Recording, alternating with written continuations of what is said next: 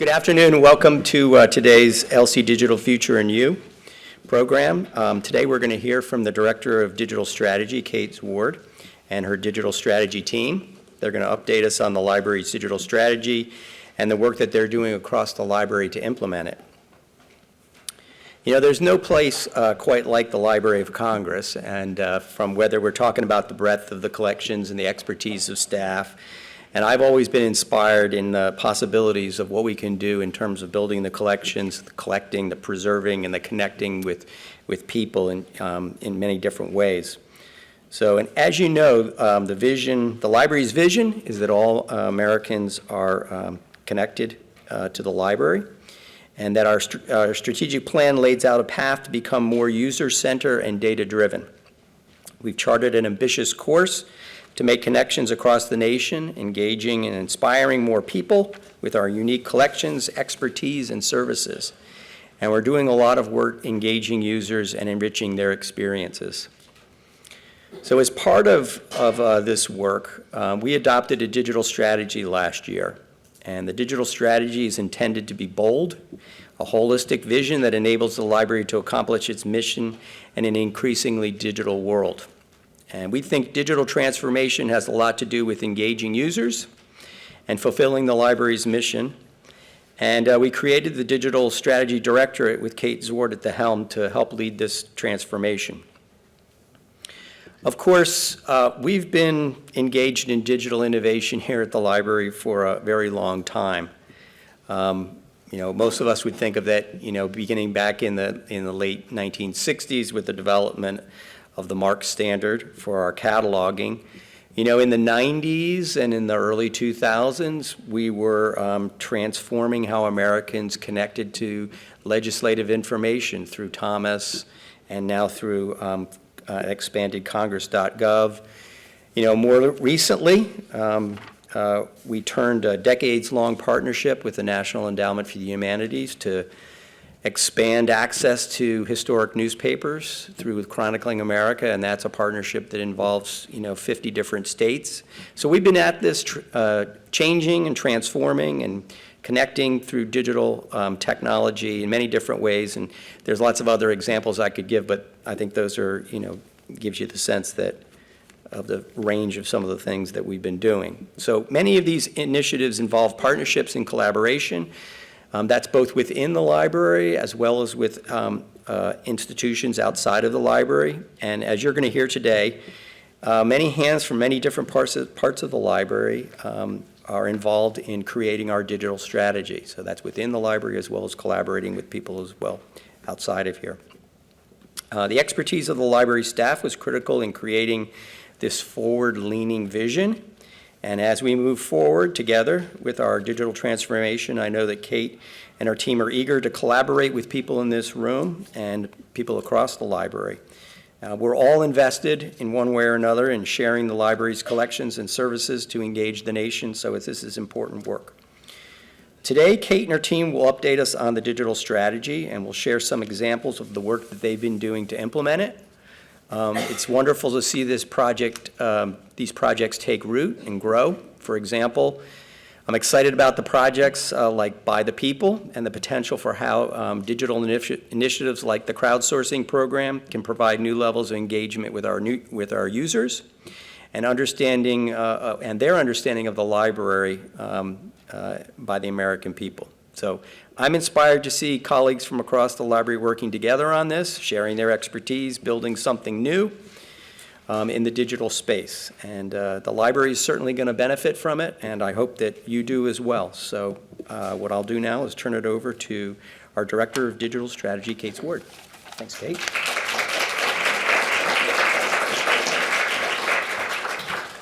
Hi, everyone. I'm Kate Zward, the Director of Digital Strategy. I'm so glad that so many of you were able to make it today. Thanks, Mark, for that really kind introduction. My team and I are here today to talk to you about how we're implementing the library's digital strategy. Some of you may remember last May, we spoke to this group about envisioning 2025. And we talked about how the library's strategic plan and the library's digital strategy are sort of working together to chart a vision for the future of the agency. Many of you may know, we spent about a year writing the digital strategy with input from around the library. Last October, we released that digital strategy. And after that, we solicited an additional round of feedback from staff and from the general public. And we made a minor update last year, our 1.1 version. All in all, throughout this process, we incorporated hundreds of edits and ideas and contributions, and I am enormously grateful for your good minds, lending your good minds to this project. I think that the digital strategy as it exists really reflects the desires and needs of the staff and leadership throughout the agency. I think it incorporates a very good balance between being driven by the strategic plan of the agency, but also incorporating your feedback and your plans as well. The digital strategy is intended to be sort of a coordinated, high-level articulation of the library's priorities for using digital technology to achieve its user-centered vision in the library's strategic plan. And now we're working as a coalition, the library is, to achieve this vision using the strategic planning process. So the next step in this evolution is to, we spent a couple of months talking to the library's planning units. That's a term of art. That means all of the units in the library that made a directional plan. So that's all the service units and the centers and digital strategy itself, helping them to incorporate the digital strategy in their future plans. And we wrote one ourselves.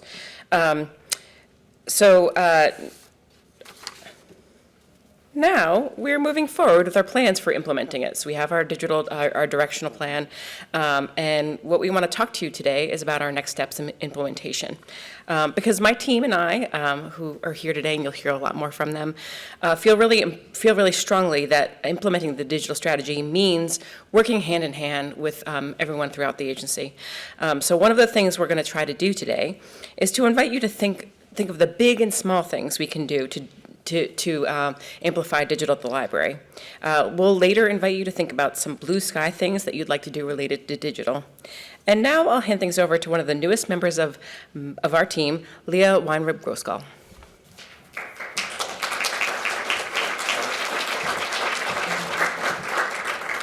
Thanks, Kate. Hi, everybody. I'm Leah. I'm very new to the library, although not to DC, and I'm very excited to be here and speak with you today. As Kate said, the digital strategy is a bold vision for the library. It contains three basic components of what we'd like to do, and this is how we're going to be organizing our discussion today, so I thought I would remind you and talk a little bit about what we mean here. Those three components are throwing open the treasure chest, connecting, and investing in the future. So by throwing open the treasure chest, what do we mean? We mean exponentially growing our collections, maximizing the use of content, and supporting emerging styles of research. By connecting, we mean inspiring a lifelong relationship with every visit, bringing the library to our users, welcoming other voices, and driving momentum in our communities.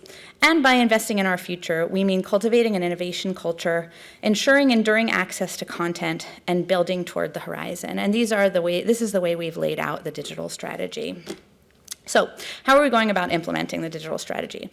In 2018, we launched LC Labs to provide a virtual place for experimentation and to provide a friendly interface to our more technical side. This year, we've created a directional plan covering the next 3 years, which is kind of as far forward as we could envision in a pretty rapidly changing environment, as well as an implementation plan for this fiscal year, and we'll do one of those every fiscal year. So today we'll share some of the work we're currently doing in each of these areas. But as Kate said, one of the things that we are really interested in is in connecting with all of you. Again, we want to hear what you think the library should be doing in this space. We want to reach out all over the library to enable our digital transformation.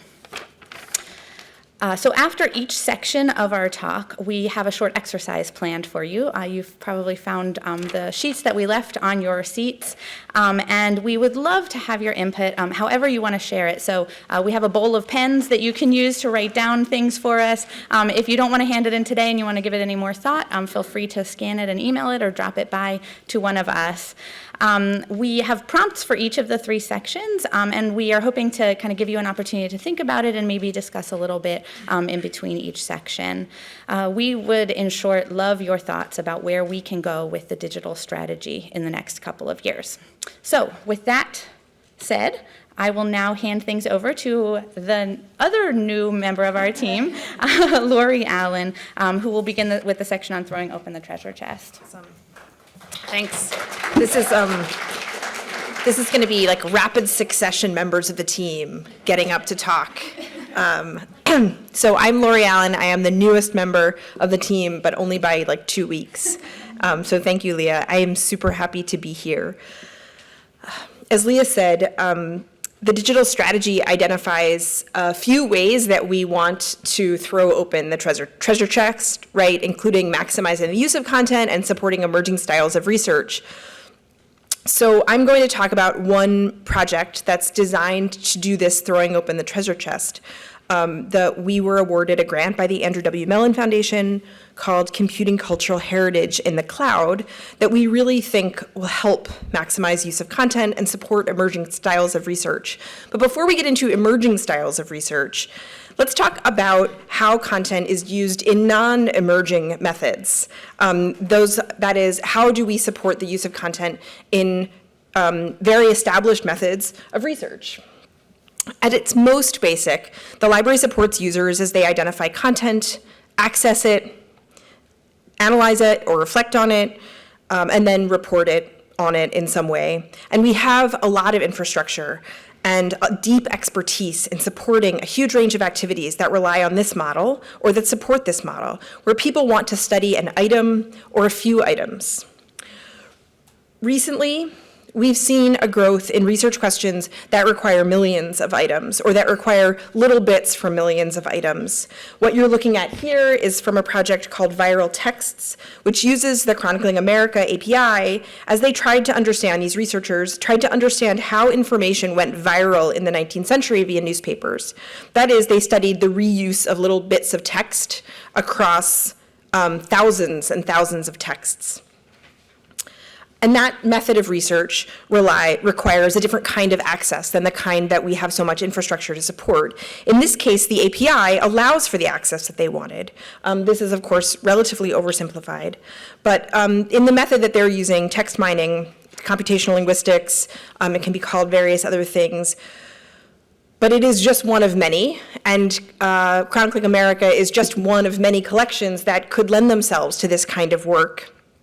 There's also audio analysis techniques, image analysis, machine learning, many other methods that require different methods of access.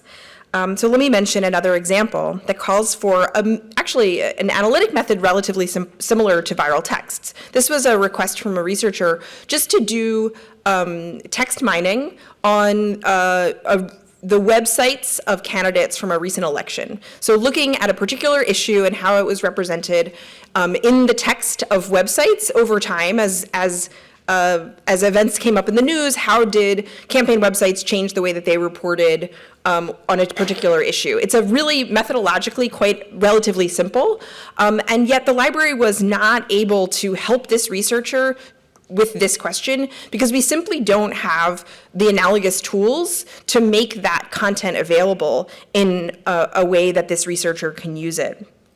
And so for many emerging methods, we find that the situation is a little bit more like this. And the reasons are very good. There are many unknowns about how to best provide infrastructure for these emerging styles. Creating tools for subsetting data is really expensive. We want to maximize use and support these emerging styles, but we want to do it in ways that are cost efficient, that make sense, that will actually meet the real needs of researchers. So, the Mellon Grant.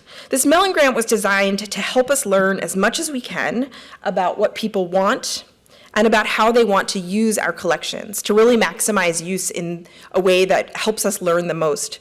So basically, this green zone that you're looking at here, the idea there is that we are going to create a cloud environment. We're basically going to put a lot of data, including digital collections and metadata, into cloud storage. And then we're going to invite 4 researchers or research teams into that cloud infrastructure, into that environment to do research on the collections. on their own computing or whatever they want, and we'll see how it goes. We will learn what infrastructure makes sense to provide and what they need in terms of research support. What kinds of expertise do they need to support them? There'll just be 4 of them, so we get to learn a lot from what they need. And then also what kinds of tools and what are some of the costs and service models that we might develop out of this. The grant will help the library develop models for supporting large computational research on library collections. Practically, it will fund these 4 research data experiments using the Amazon computing infrastructure. It will allow us to hire 3 grant-funded staff members to help support this research, as well as providing funds to help us report on what we learn. I think it's really important to call it out that Mellon funded this project. I didn't write the grant, so I can say it's really beautifully written, not to set up a program that we will then continue running forever, but actually to help the library figure out what we can learn about this tremendously complicated but absolutely emerging landscape of research. So the program is designed to help us learn so that we can create services and programs and technologies and infrastructure in the future with a bunch more experience under our belts. So right now, it's the very beginning of this grant. Like the money came in, it's just now. So we're getting ready right now, we're getting ready to recruit staff. We're developing the call for research experts. And finally, and this is the one right now where I'm really hoping that the people in this room can help, like today, we're identifying and preparing collections for the cloud. So I'm going to turn it over to Jamie, who's going to talk about another project that we've been doing, and then after she talks, we'll give you the prompt for you to write in that top square box. But for me, I hope that this what I've said for the last, hopefully it was exactly 5 minutes, will help you think about what collections you can think of that you'd like people to use in exciting new ways, and what kinds of methods you think the collections that you know most about would lend themselves to. What do you think people could do with your collections if only they had all the computing power and money in the world? So with that, I will turn it over to Jamie. Thank you.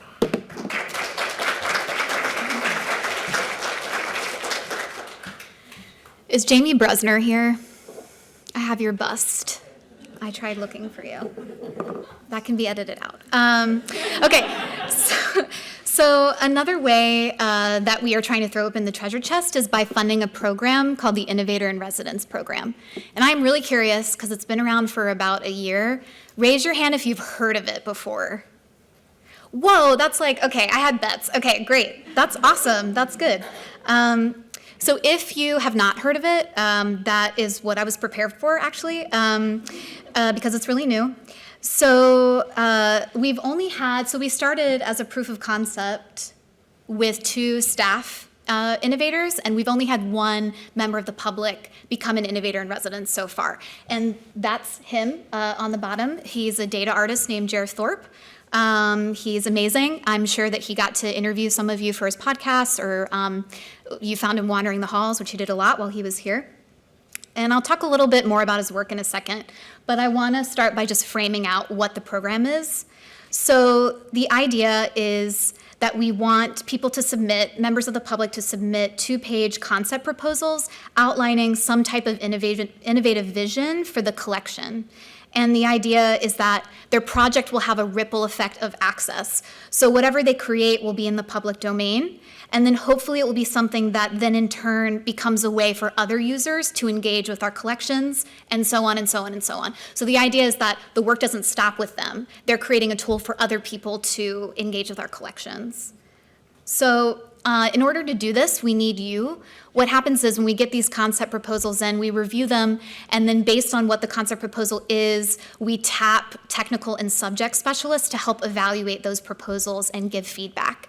And then the highest scoring concept proposals are invited to submit a full one, which I think is really important because everyone here knows that there are some barriers, right, in working in our context, especially for someone from the outside. So I think it's a really great way to be collaborative, to lean on your expertise, and to really choose people that we think will be able to get the thing done that we want them to do. Okay, so what do we mean when we say innovative? I think this Roadside America picture is a perfect metaphor, because we say this word a lot, it's a buzzword, but what I think it means in the terms of this residency is essentially someone from the outside that can take their perspective and make staff and other members of the public see our collections in a completely new way. Right? Completely new. So the idea would be that if it's really successful, we actually have no idea like what the next innovator is going to propose, right? So that's kind of what I think of. Is it a whale? Is it a garage? I don't know. So an example of this I'm taking from Jer. So while Jer was here, he was researching the idea of bringing serendipitous discovery back to large-scale digital collections. He wanted people to engage with our collections without having a specific research question in mind. And he did this through a podcast called Artists in the Archive, and he also did this through a series of proof of concept applications that are on our website. So this one that you see is called Library of Color.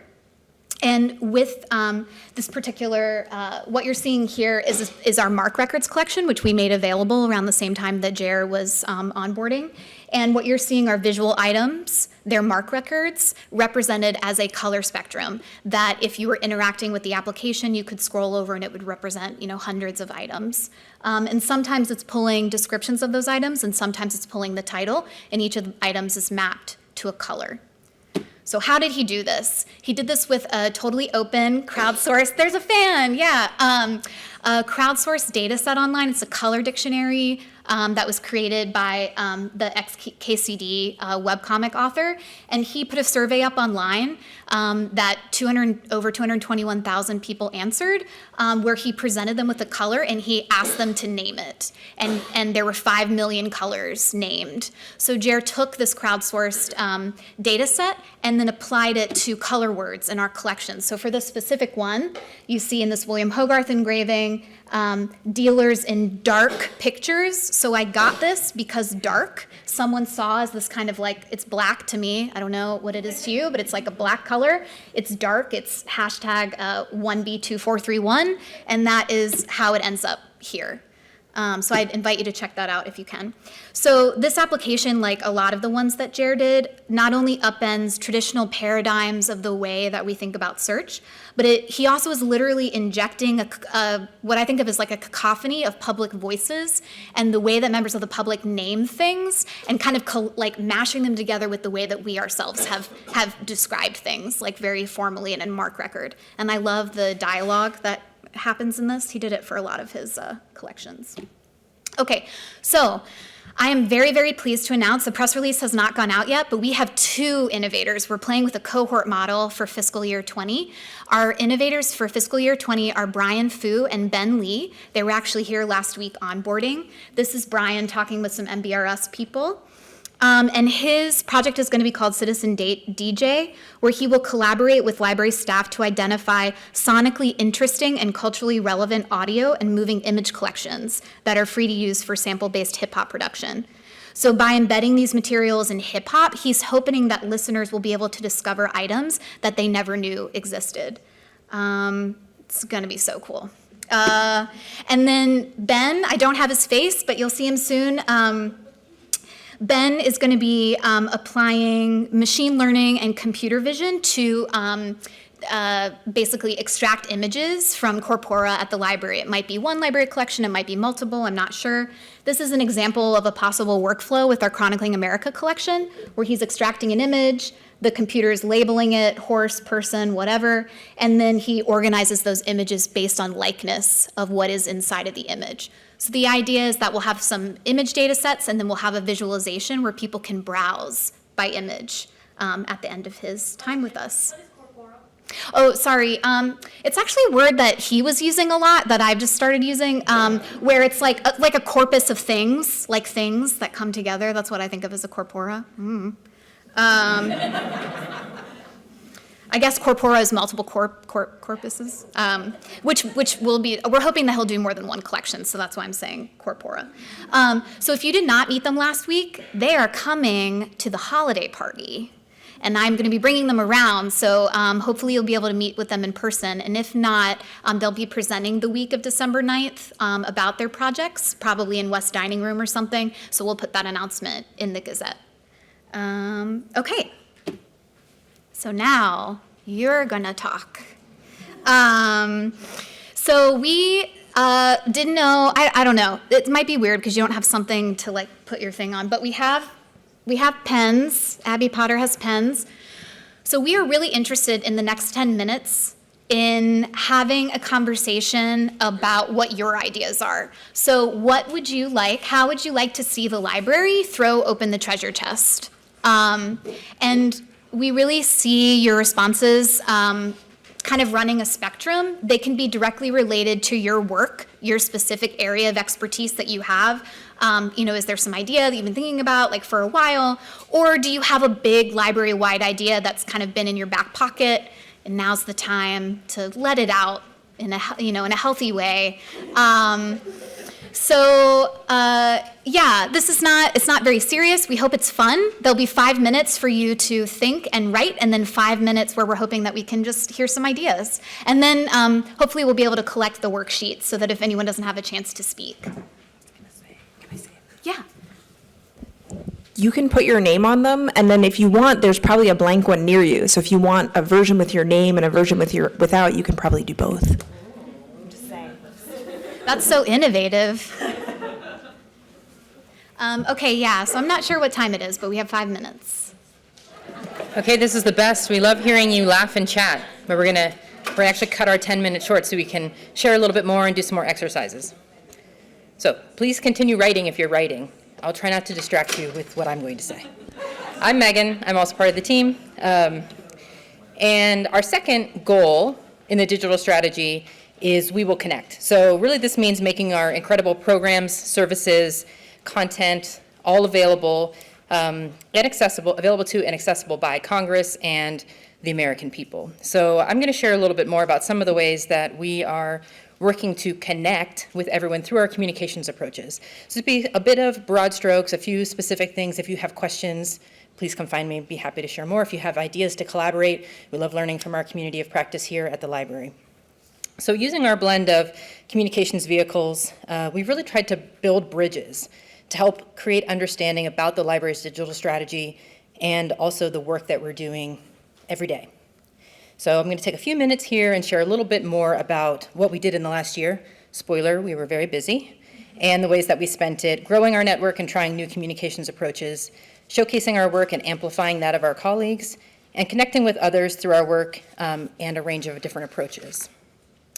So through a number of touch points, we really try to stitch together approaches and harness the incredible resources we have to share here at the library.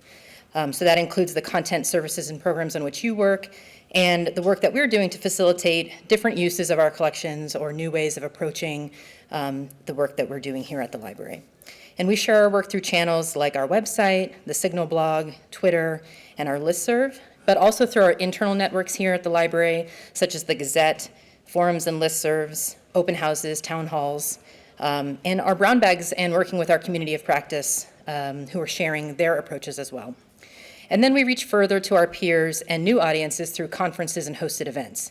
So with all of these interconnected communications channels, I often kind of call this our ecosystem, we hope to build stronger ties and stability that help us take the next steps in moving toward inspiring lifelong relationships with the library.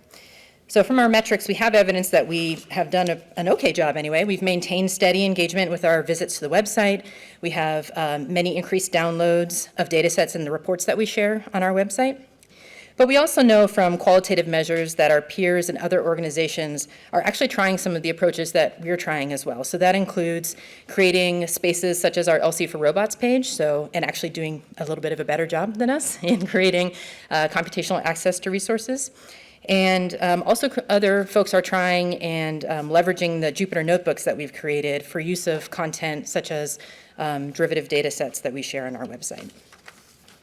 So most of our work really in our communications approaches is about illuminating the work of our colleagues who are stewarding and making available our incredible collections, metadata, and authoritative information.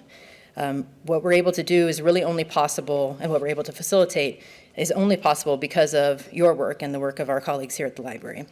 So we aim to use our communication channels as a window through which people can gain a view into what is available to all Americans and the Library of Congress. And if we approach our work in this way, we really are going to make great strides in bringing the library to our users. In the digital strategy, this approach is really encouraged. Quoting now, "Among our most important treasures at the library are the knowledge and wisdom of our staff. We will empower our staff with tools and pathways to make it easy for them to share stories, standards, expertise, and data with the broadest audience possible." And we want to use our opportunities in communicating across our many channels and in our ecosystem to really communicate with this spirit in mind. And so far, it's working. So for example, last year we hosted 2 Twitter chats. Jamie showed a picture of our Serendipity Run with our innovator in residence, J.R. Thorpe. And we also hosted a web archiving Twitter chat to draw attention to newly available Web Archives derivative data sets and highlight our incredible web archiving team and the practice here at the library. For example, during the web archiving Twitter chat, we sent about 28 tweets over the course of 3 hours. That sounds like not that much, but when you're typing it live and making it go, it actually, the time flies, and we had a great fun during that time. But we reached over 52,500 accounts, and we made nearly 290,000 impressions on Twitter users. And that's a pretty big impact for a quick amount of work in a 3-hour chat. We also live tweeted events that we were attending, including those we hosted, like the Machine Learning and Library Summit and the Arts and Humanities Research Council UK-US Collaboration Workshop. And we went behind the scenes here at the library. We highlighted preservation and conservation, and we rode along with Innovator in Residence and made that available to people as they were kind of following along as well. And then we went, as I mentioned, we go to a lot of events and meet people who are practitioners or who are looking into similar approaches that we're using here at the library. And so we co-hosted a data jam at the Association for Computers and the Humanities, during which participants created new apps and visualizations using library APIs. And of course, we continue to collaborate on the Signal blog with the digital content management section of DCMS. And through the Signal, we continue to publish blog posts that illuminate practice, lessons learned, and encourage more questions. So finally, we continue to aim to bring people together digitally and in person to share and learn from one another. As the digital strategy states, a traditional strength of libraries is a willingness to work together. When we collaborate, we can achieve together what we cannot accomplish alone. And that is a really strong theme through our communications approaches as well. So as you've heard, seems like the word connect is definitely a buzzword in our presentation today, but we really do want to hear from you, so please get in touch with us. This year, we want to improve the ways that we share information, opportunities, outcomes, and our progress towards the digital strategy. And we'd like to hear from you about the ways that you find information. So not just from us, what are the methods or the resources from which you gather information, and how do you find about more of what's happening here at the library as well as in your own professional sphere? So I'm going to hand over to Abby Potter, my colleague here, and we'll be back to chat with you in a bit.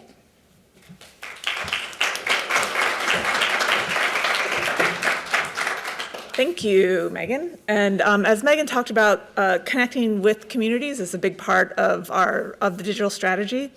And part of that work is translating the needs and opportunities in the digital strategy and from the experiments and pilots that we undertake to different communities. And connecting to communities can mean a lot of different things. A big part of the experiments we do is learning more about the non-traditional users of the Library of Congress, or sort of new users. We want to explore new ways to reach and engage scholars using digital methods, artists like Lori and Jamie described. We're also interested in learning more about how to engage with the general public and underrepresented communities, and how all these different communities can be present in the library today and in the future.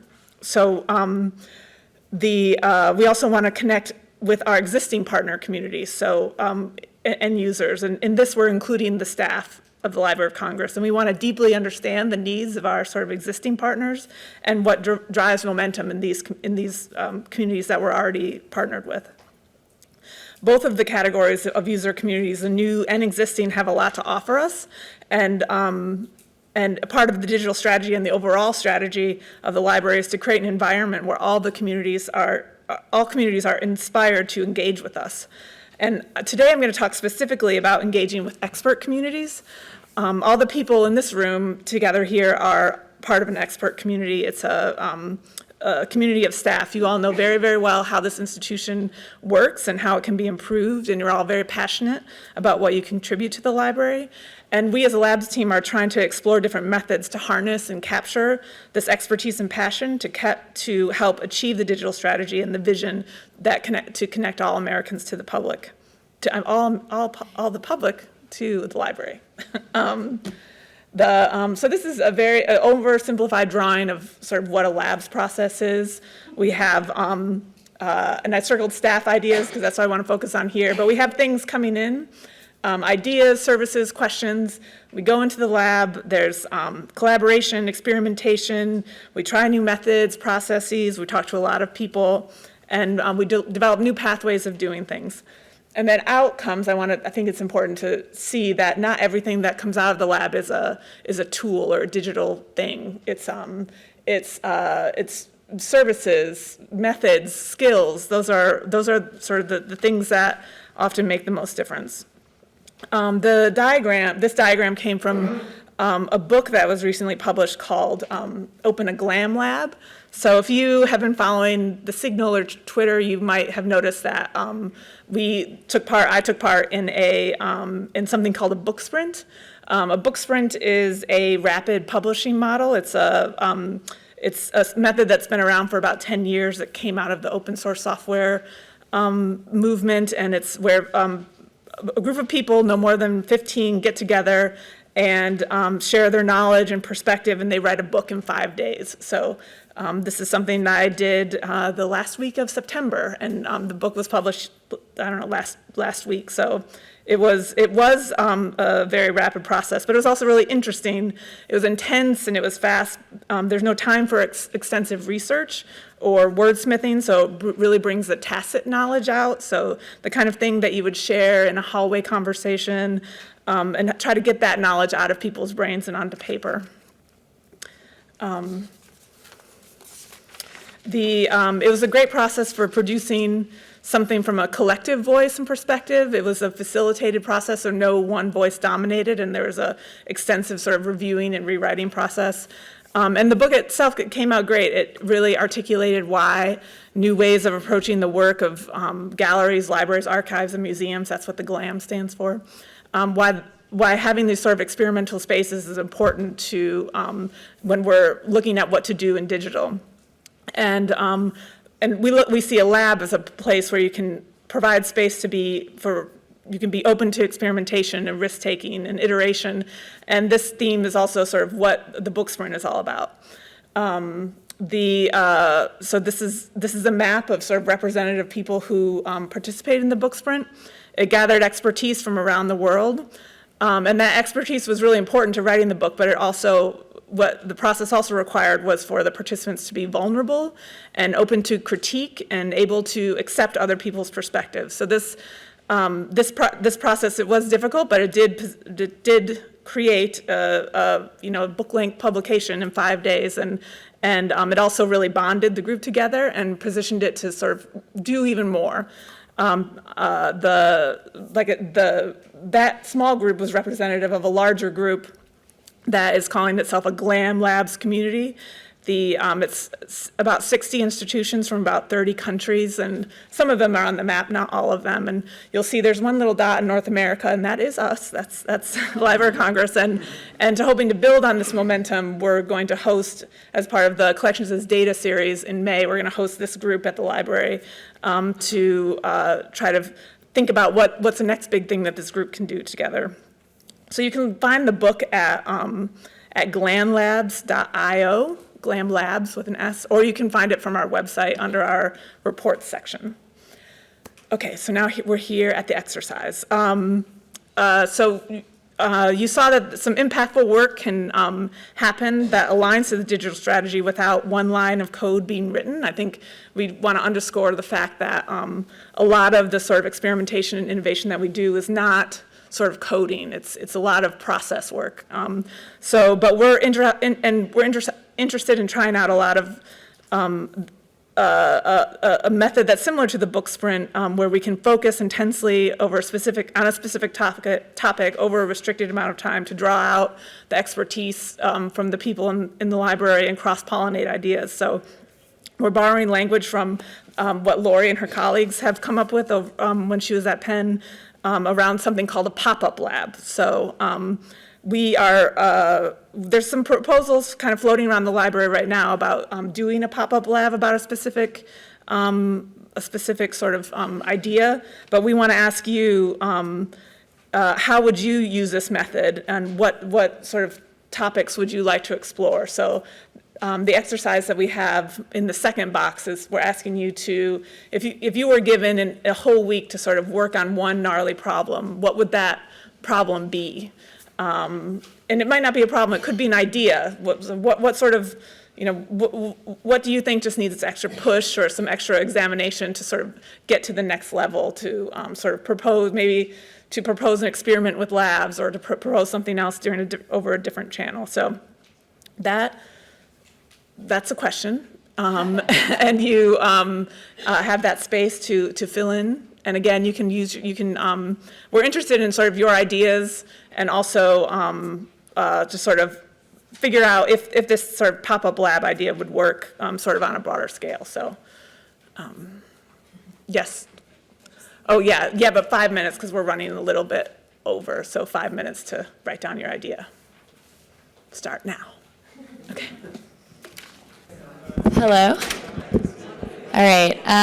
Hey, everyone. Thank you so much for your willing participation. I am Eileen Jakeway. I'm an innovation specialist with Labs, and I'm kicking off the third part of our implementation plan, digital strategy, which is to invest in the future, which is kind of an overwhelming prospect, if you ask me. So what I'm going to talk about for the next 3 to 5 minutes that I have of your time is machine learning, which is a new technology, a technology that we have sort of been investigating for the past several months. And you'll hear more about the specifics of a project later on from Megan and Abby. So I wanted to start, just kind of for my sake, and hopefully for someone else's in the room as well, asking the question, what is machine learning? Because in a way, the name of the technology is a bit of a misnomer, because really it's not machines doing all of the learning. It's very much a work of human labor that entails as much human intervention as like coding a website, right? So in its most boiled down form, machine learning is essentially training computers and computer algorithms to recognize patterns across large data sets, right? And then the second part of this slide is using those patterns to make sense of a new, maybe previously unseen data set, right? So sometimes that includes supervised learning, in which humans are actually intervening by labeling or segmenting data. And so I wrote down here, because I wanted to really say it to this group, that as professionals whose work entails identification, right, and categorically structuring data on a daily basis, you're a crucial part of this loop.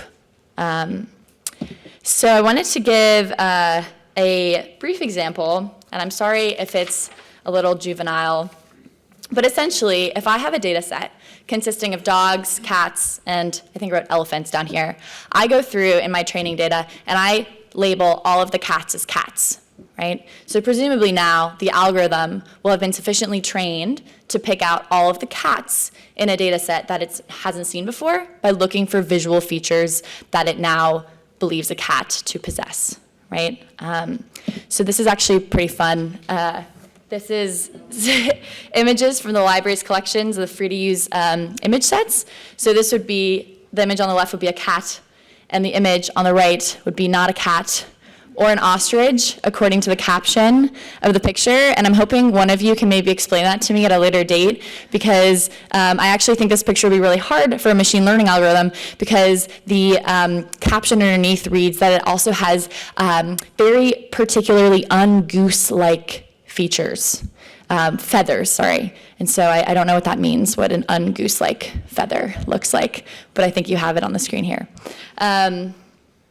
So why, might you ask, is machine learning relevant to libraries and to this library in particular? Well, I think, part of that is throwing that question back to you in terms of people who have a very, very intimate knowledge of taxonomies used in library settings and labels and structures of data that are helpful for exploration and discovery. But I do know a little bit about how other libraries, and this library in some ways, is using machine learning for a series of tasks. So some of them are up here on the screen. I don't want to bore you by reading all of them, but thinking about identifying and extracting types of content, right? So visual content versus textual content, being able to generate labels and tags that actually increase and enhance discoverability by being entered in as metadata or used in discovery tools. Doing quality assessment of some of the digitized collections that we have, and maybe even being able to identify subjects in photographs. So on September 20th, this is the same blazer, in case you were wondering. We hosted a conference that essentially convened around 75 professionals who are combining cultural heritage and machine learning in some way. So the purpose of the summit was in part to actually run a sort of survey of what are people doing and how could we potentially be using this technology. So I wanted to just showcase 3 quick examples that came and presented at this conference because I think their work demonstrates some of the uses that might be the most applicable for you and your work, and hopefully will sort of prompt further ideas from the group. So the first is called the Civil War Photo Sleuth Project. I don't know if some of you have heard of this before. It's based out of Virginia Tech, so not too far, and the core purpose of this project is to identify the soldiers who are in, I think, over 4 million, portraits of soldiers from the Civil War. So it's a combination of crowdsourcing and machine learning. So essentially the process, I'm sorry, I didn't realize this is cutting into my time. Essentially the process is they have created an archive using materials from the library's collections and other major cultural heritage institutions, but also from private collections, so allowing people to actually upload and share pictures from their family or from their local library or from other places where we might not already have absorbed these materials. Mapping, sort of doing facial recognition software to map the reference points on someone's face against the reference points in a database that we already have. So whether that's people who have already been identified in other archives or whether that's through crowdsourcing by people going in and actually manually tagging people and their identities. So that's kind of one example. A second example was actually a project that took place here in DC at the United States Holocaust Memorial Museum. So the lead on this project is Ben Lee, who is also now, as Jamie mentioned, one of our current innovators and residents. And his problem was one, I don't know if you're familiar with it, but essentially was one of searchability, because he was interested in looking at the reference cards held in the Central Name Index of the International Tracing Service. So these are reference cards that actually point back to death certifications that were sort of issued from people in the concentration camps and the Holocaust. So the problem is these reference cards are interspersed with the other 39 million items in the index. And so Ben used essentially machine learning to train an image set on what is a death certificate reference card and what is not. Right, so his training set, I wrote this down because I did not want to lead you astray, was 22,117 cards that he hand labeled. And he got his algorithm to be so effective that he was able to run it over all 39 million scans in the index and retrieve 312,183 death certificate reference cards that were previously only indexed by name. So if there's an article that I'd be happy to share if you want to know more about the specifics of that or how that kind of worked out. Slash, you could ask Ben when he's here. And then lastly, This was a tool that is currently in the making at the Smithsonian Data Science Lab, so also pretty local. And they're using machine learning to identify duplicative images on their hardware and network drives.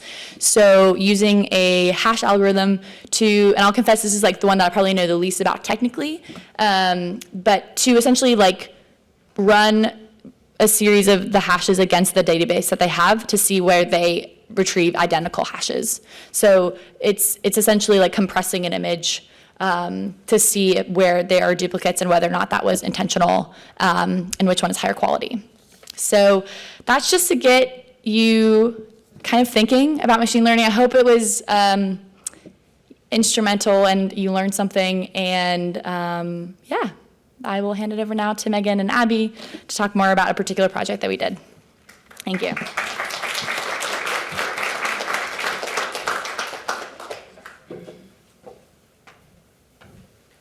We're back. So we're going to share a little bit about a project that has been ongoing since July and will wrap up actually in January. But tomorrow we will hear some in-progress results from this team at the University of Nebraska-Lincoln. So we were interested, as Eileen mentioned, in what began as a summer of machine learning and has blossomed into a season of machine learning. We wanted to really know about the ways that machine learning processes work on library collections and what information could be created, as well as directions or indicators for machine learning applied to our collections broadly. So to move forward on this idea, we created a statement of work, and we released a request for proposals, and specifically, which seems to maybe be a little different than these processes, we really wanted to hear about how it works inside the black box. So rather than just asking for a full-scale solution, we wanted a research collaborator who would partner with us, help us to co-design and make decisions together, and also understand from a professional perspective, in a computer science profession perspective, why and how decisions are made with using certain types of material. So we were very fortunate that we put the contract out for bid and we received a proposal from the University of Nebraska-Lincoln and the Project Ada team who've worked closely with Chronicling America content and identifying poetry content within newspapers. And we worked with them, and they within their proposal articulated a plan of research that would address our goals and also result in a prototype, a report, collaborative research design, and research support for 2 graduate students. And then we had, that was Doctors Liz Lorang and Lin Kiatso, and we had doctoral candidates Mike Pack and Yi Lu come to work with us on site at the library for 6 weeks before they returned back to Lincoln. And they said they really enjoyed it because they had the freedom to focus on just the work and kind of get lost in collections. So the project in total is 21 weeks, but throughout the process, since the start of July, we've been having weekly calls and now bi-weekly calls to kind of check in on progress and to answer questions, to connect Mike and Yi with staff here at the library from across library services and OCIO. And they really began working pretty quickly with what was available from the library's APIs, and they specifically were looking at digitized newspaper content, handwritten materials, and rare book content. When we started this process, we also had a kickoff meeting, and we really discussed some of the possibilities and concerns of applying machine learning to our collections here. And so we were chatting about things such as improving discoverability of resources, wanting to know how machine learning can help us learn more about our collections, so leveraging the work, again, I mentioned earlier, leveraging the work of staff in this space, and some good discussions around the apprehension of how to deal with bias in the data and the ethics of using these technologies in our spaces. So as we moved forward, Mike and Yi designed 5 small projects in just 6 weeks. It took them about a week and a half for each project, and their goal was, with their time on campus here at the library, to get enough of progress on each of their projects that they could go back and iterate on those in Lincoln, which they did successfully. And I also gave them the bid with less than 24 hours notice to give us a presentation the day before they left, and they nailed it. It was really incredible. So some of the things specifically that they are focusing on, this slide is shared via Lin Kiatso's presentation at our Machine Learning in Libraries event. And in essence, the main approaches that Mike and you are exploring in their own research, and so they brought them to bear on this project, are segmentation, figure extraction, and image quality assessment. And in essence, what they were able to determine pretty quickly is that we had wondered if they would be able to use some of our crowdsourcing content as a training set, so from our Beyond Words application, and it turns out that that was not clean enough data for them to use, which is a great finding for us, and makes a lot of sense since it was not designed for that purpose. It was designed to help augment and caption images. They were able to use the European Newspaper Project as training data, and one of the really exciting components is that they were able to transfer the model that they created around newspaper content to rare book content for figure extraction. And the demonstration of that showed that just with a little bit of extra training, they were able to really refine that. They also explored several models to determine which would be the best to use for these particular approaches. So as you can see here in this slide, it's pretty small actually, so I'll read to you. They were working on document segmentation, figure and graph extraction, text extraction from those spaces, document type classification. And in the document type classification, this is specifically working with material that is currently presented in the By the People project. And they were able to kind of determine some ideas about complexity of those materials based on basically density of text within those images. And then they also were able to do some quality assessment of the images that are presented in Chronicling America and create a few preliminary recommendations around the feasibility of using those collections within some of these models. It was a pretty exciting outcome for us. And one last thing to wrap up, that we will be sharing the results of their project openly on our website when we receive them in January. And if you have other questions, we'd be happy to answer them. And I'll say one thing. And then I was just going to wrap up that by sort of mentioning the Summer of Machine Learning theme that we were talking about. That is a theme of doing an experiment, having a meeting, doing an internal experiment. That's the sort of way that we're thinking about tackling these sort of more forward horizon issues like machine learning. We're thinking about different kinds of applying these methods to different content like AV or maps, and what would the experiments around that be? What would different events or different sort of conversations that we could have around those different formats. So I just want to call that out, that there's this sort of seasonal learning is to move us along on reaching our sort of horizon goals, so that we can sort of work with you all about how to operationalize these ideas and the things that we learn. All right, so we are now into our third exercise. You can turn your sheet over and you'll find a new blank field. So we've shared a lot about some of the things that we're currently working on, and we have wonderful hallway conversations with you all about ideas that you're interested in, but we really would like to hear from you, what is the most exciting thing you can imagine the library doing? And then associated with that, what would it really take to make that possible? This is an opportunity to engage in some blue sky thinking with maybe a little bit of practicality kind of tucked in there as well. And you don't have 20 minutes, you have 5. Yes, So. sorry, moving quickly. And then we're going to come back and we'll do some QA, or little wrap up and Q&A. And a little bit of a Yeah. preview of the next LC's Digital Future in You as well. Okay. Hello. Hi, I'm Lauren Algie. I'm the final member of the Labs team, and I'm one of the community managers for By the People, the crowdsourcing program that just celebrated its first anniversary here at the library. So to circle back to Mark's lovely introduction, you didn't hear anything about By the People yet today, and that's because we're having an entire other Digital Futures in You about crowdsourcing next month, so you have to come back. But I will quickly throw some numbers at you since we celebrated our birthday and we're really excited about what we've accomplished in our first year. So in 1 year of By the People, which looks like this, we've launched 11 different crowdsourcing campaigns. We've had over 11,000 volunteers register with the site, and many, many more have contributed anonymously. You don't have to register. 34,000 pages have been completed in the last year. We have another 56,000 awaiting review, peer review, also by our volunteers, and 8,000 are back in LSU.gov. So that's just a teaser. And I have 2 final assignments for you, though, before you can leave and before I hand it back to Kate to close out. And then we can answer all of your questions. First, you have to go try by the people. How many people in this room have tried by the people? Yay! Those of you who haven't, I've noted what you all look like. But especially, I hope that you'll come back for next month. But if you do, we really, it's going to be much more fruitful for you if you've given it a try, and we can have a really great conversation about its future and things you might think would make it better.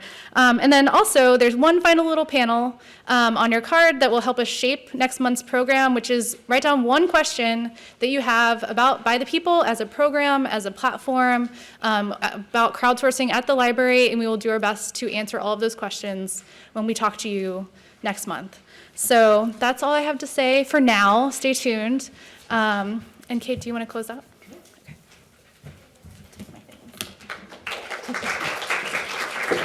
Thanks, Lauren. I'd like to thank Judith and Angela, too, for planning this and for doing all of the actual work to make this possible. And thank you all for coming today. Thanks, Mark, for the introductions.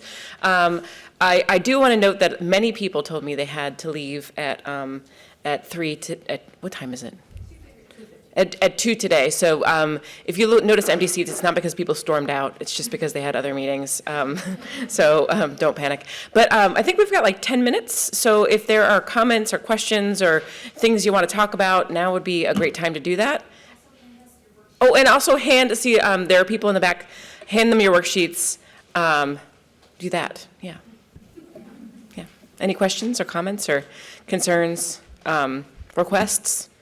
Song titles, ideas, things that we should be thinking about, ways you would like us to get to know you and your interests and needs, and let me think, what else?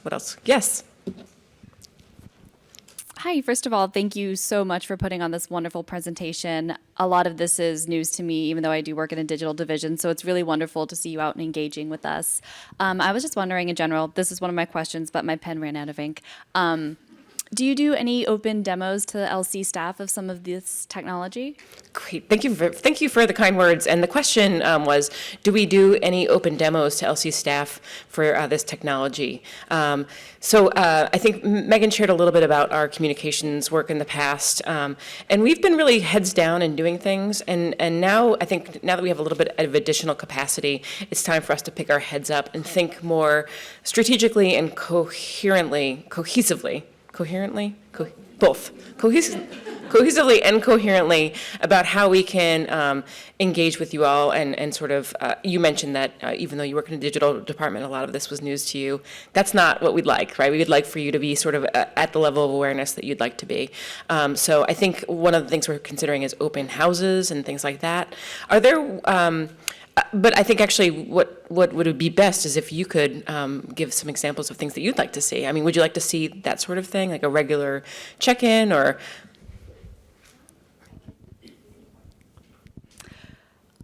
Yeah, I'm looking to get more involved on listservs. And granted, I've only been a library employee since the end of July, so that might also be why.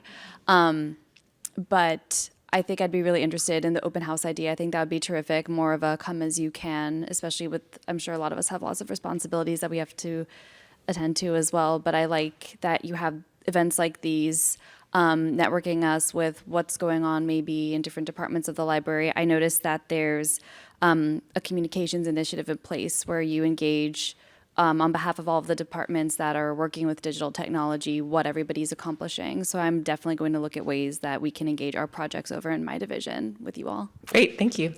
Oh, I should mention that one pager, please share that widely. So this is, it contains all of the information about the directional plan and the strategic plan and the FY20 plan. So please do take a look at it and share with anybody you think might be interested. Yes, ma'am. First question, is the one pager on Confluence? It sure is. Awesome. Yeah. Okay. Have A you fantastic piece of technology courtesy of our friends in OCIO. Have you done anything with kids, since they think of technology in a whole different way than we do, like a workshop in the Young Reader Center to kind of say, what's your blue sky idea as opposed to all us old folks? I think that's, so Terry asks, have we engaged with kids because they think of technology differently than we do? And I think that's such a super important question. A couple of years ago, I read a Wired explainer about Snapchat, which is, it used to be a magazine for people who knew things, and then explaining a toy for children, right? And I've been like checking out TikTok. I don't know, how many of you have you been on TikTok? It's so weird, and it definitely doesn't fit with my like old person brain. And so it will continue to happen that there will be platforms and places that people that we want to engage with crop up that we are not even aware of. And so we've done some things with the Young Reader Center. We've been engaged in the past with the Teen Board. I continue to play on ridiculous apps at night while my husband tries to tell me about his day. So I think that's a really good point.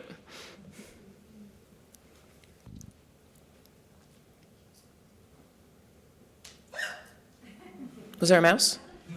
Okay. Is that it? I think Laura looks like she wants to say something. You do? Yeah. Yeah, I can tell. It was just striking me. I found it also interesting, all the things you were talking about, and trying to think of ways that the thinking could be brought back into us, or the processes that people go through in planning these projects.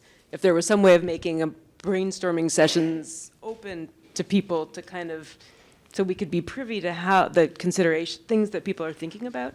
It also struck me recently, there are the questions that come in about digital scholarship and all those Twitter questions, which are not dirty laundry, but there's a whole database of them. And I was thinking, God, can we just use them to teach ourselves, what people are looking for also? If there could be some information shared on the kinds of questions that come in like that. What do people want to do? Because I feel like I don't know. I'd love to know more. And understand the thinking and the language that you all use that I don't, doesn't come easily to my tongue. So I've been instructed by Judith to repeat the question, but that one was sort of complicated, so I'm not going to do it. But I think I'm hearing what you're saying, and I think there's a couple of things that we could do here.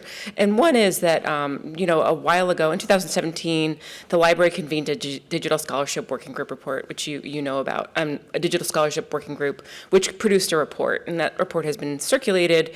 I think we're looking to figure out what of that we can publish to the wider world, and sort of, because it creates a necessary framework upon which some of this work that we're doing rests. And in part of that is, we did some research, the group did some research into what question point questions were there about digital scholarship. So one of the things we wanted to analyze was what demand is there that we're not meeting. And I think that it's easy, the ways in which we're meeting user demand are very visible because we're doing it. And we get user numbers and we get research outcomes, but the things that we're not able to meet are invisible because it's sort of a no and it doesn't really go any further. So as part of that working group report, we collected a bunch of those requirements and use cases and documented them. And I think that if you're personally interested in that, we would love to chat more. But I think that is a valuable tool. One of the things I've heard from a bunch of people is the interest in the model of British Library Labs, which does a quarterly introduction to digital scholarship and the digital library at British Library. And I think that resourcing is a question, how we would actually pull that off and who would do it. But I think, I know when I was a new person here, that would have been super useful to me. So I think that's worth chatting about as well. Yes, Elaine.